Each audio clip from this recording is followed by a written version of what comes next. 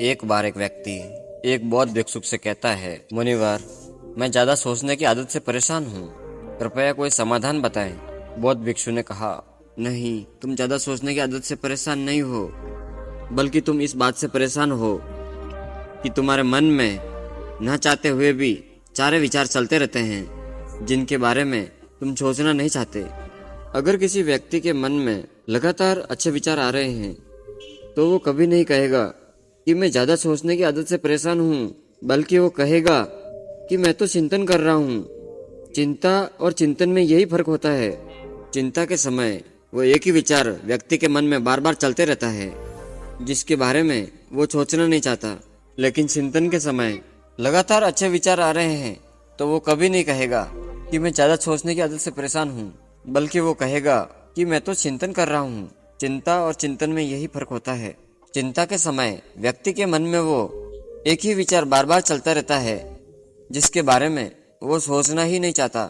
लेकिन चिंतन के समय व्यक्ति के मन में अच्छे और सकारात्मक विचारों की एक लयबद्ध प्रक्रिया बन जाती है जो उसे अंदर से आनंद से भर देती है। तो चिंता और चिंतन दोनों अवस्थाओं में व्यक्ति के मन में विचार ही चलते हैं, लेकिन एक अवस्था व्यक्ति के मन को आत्मग्लानि, डर और पीड़ा से भर देती है। वही दूसरी अवस्था उसके अंदर बीज बोती है, उसे प्रेरित करती है कुछ महत्वपूर्ण और सकारात्मक बदलाव लाने के लिए। तो तुम्हारी समस्या वो सारे विचारों का चलना नहीं, बल्कि कुछ गलत और अनचाहे विचारों का बार बार चलना है।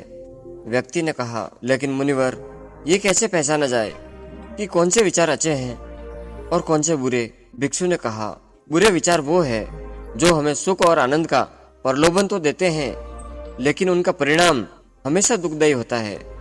और अच्छे विचार वो है जो हमारे अंदर बदलाव लाए, हमें प्रेरित करे अपनी परिस्थितियां बदलने के लिए। हालांकि शुरुआत में अच्छे विचारों पर अमल करना मुश्किल होता है, लेकिन उनका परिणाम हमेशा सुखद ही होता है। उदाहरण के लिए, मन में एक विचार आ सकता है कि चोरी कर लेता हूँ, जल्दी अमीर बन जाऊंगा। शुरुआत में तो ये विचार सुखद लग सकता है, लेकिन इस कार्य का परिणाम कितना बुरा हो सकता है ये हम सोच भी नहीं सकते। दूसरा विचार हो सकता है कि मैं खुद के शरीर को स्वस्थ और निरोगी रखने के लिए व्यायाम और प्राणायाम को अपने जीवन का हिस्सा बनाऊंगा। और अब इस विचार को वास्तविक बनाने के लिए तुम्हें कर्म तो करना ही पड़ेगा, क्योंकि बिना कर्म किए अच्छे से अच्छा विचार भी किसी काम का नहीं।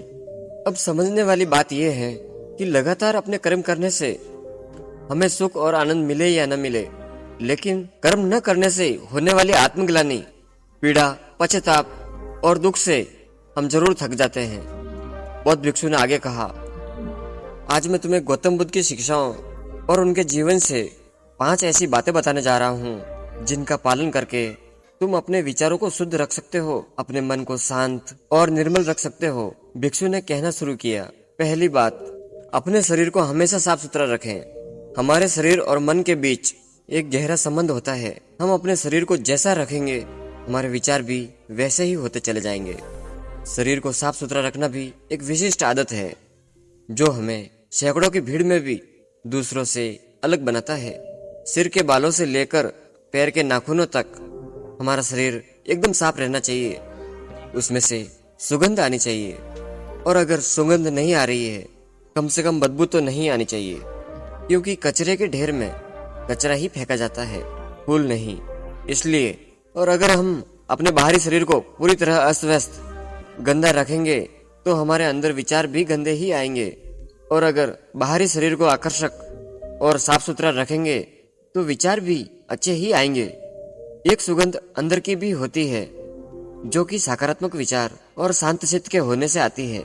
ये सुगंध हर उस व्यक्ति से आती है जो अंदर से शांत हो चुका है। गौतम बुद्ध के शरीर से भी एक मनमोहक सुगंध आती थी जो हर उस व्यक्ति को मोहित कर लेती थी जो उनके संपर्क में आता था। बुद्ध के चेहरे की आभा भरी शांति और उनके शरीर के मनमोहक सुगंध से कोई भी व्यक्ति प्रभावित हुए बिना रह नहीं पाता था। दूसरी बात, अपने शरीर के अंदर की गंदगी को बाहर निकालो, यानी अपने शरीर को अंदर से साफ करो, और ये संभव है शारीरिक तप के माध्यम से। शारीरिक तप से मतलब है कि हर रोज व्यायाम करना और समय समय पर उपवास रखना। ये दोनों ही काम हमारे शरीर में जमी गंदगी और चर्बी को बाहर निकाल शरीर को भीतर से साफ कर देते हैं। और जब शरीर अंदर से साफ और स्वस्थ होगा तो मन में शरीर को लेकर उठने वाले नकारात्मक विचार खत्म हो जाएंगे और उनकी जगह अच्छे और स्वस्थ विचार जन्म लेंगे। अब देखते हैं कि गौतम बुद्ध अपने शरीर को स्वस्थ रखने के लिए शारीरिक व्यायाम कैसे करते थे। बुद्ध को बड़े बड़े नगर सेठ और राजा महाराजा अपने यहाँ भोजन पर आमंत्रित करते थे और वो बुद्ध को महल तक लाने के लिए अच्छे से अच्छे रथ और घोड़ा गाड़ी को भी भेजते थे। लेकिन बुद्ध कभी भी रथ और घोड़े गाड़ी पर नहीं चढ़े थे, वो हमेशा पैदल ही जाते थे, फिर चाहे यात्रा कितनी भी लंबी क्यों न हो। बुद्ध कहा करते थे कि यह शरीर बना भी परिश्रम करने के लिए, लोग परिश्रम ना करके अपने शरीर को कमजोर और असाध्य और रोगी बना देते हैं। पैदल चलने से शरीर को कष्ट होता है और शरीर को जितना कष्ट होता है शरीर उतनी ही अच्छी अवस्था में रहता है। दोस्तों, एक्सपर्ट का मानना है कि फिट रहने के लिए रोज जिम में 1-2 घंटे मेहनत करके पसीना बहाना जरूरी नहीं है, बल्कि आप इसकी जगह हर रोज 10,000 कदम चलते हैं तो आपके शरीर के लिए एक कंप्लीट एक्सरसाइज का काम करती है। रोजाना 10,000 कदम चलने से न केवल आपका वजन कम हो सकता है, बल्कि आप कई बीमारियों से छुटकारा भी पा सकते हैं। एक नॉर्मल इंसान जिसका अधिकतर समय उसके अपने केबिन के चेयर पर गुजरता है, उसे एक दिन में 10,000 कदम चलना शायद नामुमकिन सी बात लगे, लेकिन हमें इसे अचीव करने के सही तरीके और सही रास्ते पता हो तो 10,000 कदम चलना उतना मुश्किल नहीं है और हमारे लिए सही रास्ता ढूंढने का काम। बौद्ध भिक्षु ने आगे कहा, तीसरी बात, उचित और साम्यक आहार। जैसा इंसान का आहार होता है वैसे ही उसके विचार हो जाते हैं। इसीलिए व्यक्ति को कभी भी तामसिक और मृत भोजन नहीं करना चाहिए। उसको अपने भोजन में ज्यादा से ज्यादा जीवित वस्तुएं लेनी चाहिए, यानी ऐसा भोजन जो सीधे प्रकृति से पैदा होता है और जिसमें जीवन होता है। और क्योंकि ऐसा भोजन आसानी से पच भी जाता है और शरीर में किसी प्रकार की कोई गंदगी भी जमा नहीं करता। दूसरी बात, भोजन को हमेशा उचित मात्रा में ही लेना चाहिए। चाहे भोजन कितना ही सात्विक और हल्का क्यों न हो, लेकिन कभी भी अधिक मात्रा में भोजन नहीं करना चाहिए, क्योंकि अच्छी चीज की अति भी बुरा ही परिणाम देती है। भोजन उतना ही करो जब तुम भोजन करके उठो तो तुम्हारे अंदर भोजन करने की थोड़ी सी भूख शेष रहनी चाहिए। अगर तुम ऐसा नियम बना लेते हो कि मैं जब भी भोजन करूंगा कि मैं अपने भूख से थोड़ा कम खाऊंगा, तो तुम्हारे शरीर में अधिक भोजन खाने से होने वाली सारी बीमारियां जड़ से खत्म हो जाएगी। रात में हल्का और कम भोजन करो ताकि तुम्हारी जीवन ऊर्जा उस भोजन को जल्दी से पचाकर तुम्हारे आंतरिक शरीर की सफाई और मरम्मत का काम कर सके। जब गौतम बुद्ध किसी के यहाँ भोजन के लिए जाते थे तो लोग उनके लिए तरह तरह के स्वादिष्ट भोजन बनवाते, लेकिन बुद्ध सिर्फ उतना ही खाते जितने में उनकी भूख शांत हो सके। बुद्ध अपने शिष्यों को भी यही सिखाते थे कि भोजन पेट भरने के लिए करना चाहिए, ना कि मन भरने के लिए। यहाँ समझने वाली एक बात और भी है कि अगर तुम स्वादिष्ट भोजन करने के शौकीन हो तो तुम्हें उसे एकदम छोड़ना नहीं है, बस उसकी मात्रा को सीमित कर देना है। सम्य का अर्थ है न बहुत ज्यादा न बहुत कम। चौथी बात, अपनी संगति का खास ध्यान रखो।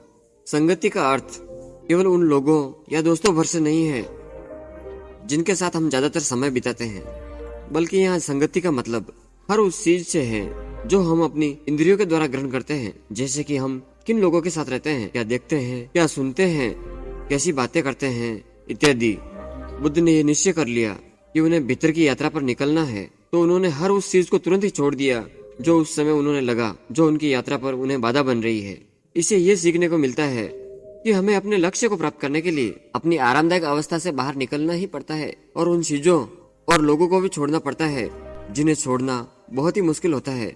जब सिद्धार्थ बुद्ध नहीं बने थे और अपने प्रश्नों की खोज में थे तो बहुत से राजाओं, नगर सेठों ने उन्हें निमंत्रण दिया कि वो उनके महल में आकर अपनी ध्यान साधना करें। उन्हें वहाँ कोई परेशान नहीं करेगा। गर्मी, सर्दी, बरसात, तीनों ऋतुओं के बचने की पूरी व्यवस्था की जाएगी। लेकिन सिद्धार्थ ने उन सबको मना कर दिया क्योंकि वो जानते थे कि उनकी यात्रा भीतर की है और वो ऐसे किसी व्यक्ति की संगति करके अपनी यात्रा पूरी नहीं कर सकते थे जो बाहर की यात्राओं में ही व्यस्त हो।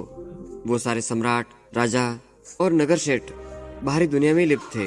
फिर उनकी संगत करने का क्या अर्थ? इस घटना से सीखने वाली बात यह है कि हमें ऐसे इंसान की संगति नहीं करनी चाहिए जो हमारे लक्ष्य की शक्ति में बाधा बने, फिर चाहे वो व्यक्ति कितना भी शक्तिशाली, धनवान और बुद्धिमान ही क्यों न हो।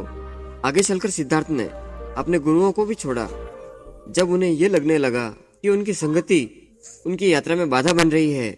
यहाँ एक बात और सीखने वाली ये है कि ये जरूरी नहीं कि कल जो वो संगति हमारे लिए अच्छी थी वो आज भी हमारे लिए अच्छी ही है। समय और लक्ष्य के अनुसार संगति को बदलना आवश्यक हो जाता है। अपने प्रश्नों के उत्तर खोजने की यात्रा के दौरान सिद्धार्थ का ज्यादातर समय केवल उन लोगों के साथ ही बीता जो उनकी इस यात्रा में उनके सहायक रहे।